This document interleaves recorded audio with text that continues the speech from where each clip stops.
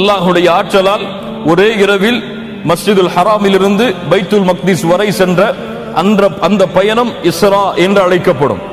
மிஅராஜ் என்றால் பைத்துல் மக்திஸில் இருந்து 7 வானங்களை கடந்து அல்லாஹுடைய தூதர் ஸல்லல்லாஹு அலைஹி வஸல்லம் சென்ற பயணம் மிஅராஜ் என்று அழைக்கப்படும்.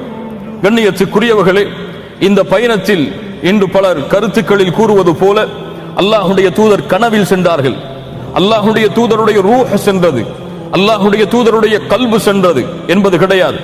அல்லாஹுடைய தூதர் ஸல்லல்லாஹு அலைஹி வஸல்லம் தங்களுடைய உடலாலும் தங்களுடைய ரூஹாலும் இந்த பயணத்தை மேற்கொண்ட பயணம் எப்போது நடந்தது என்பதில் அறிஞர்கள் மத்தியில் பல கருத்து வேறுபாடுகள் இருக்கிறது.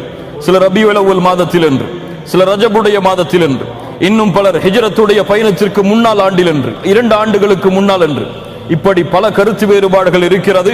அல்லாஹ் ஒருவன் தான் அது எப்போது நடந்தது என்பதை அறிந்தவன்.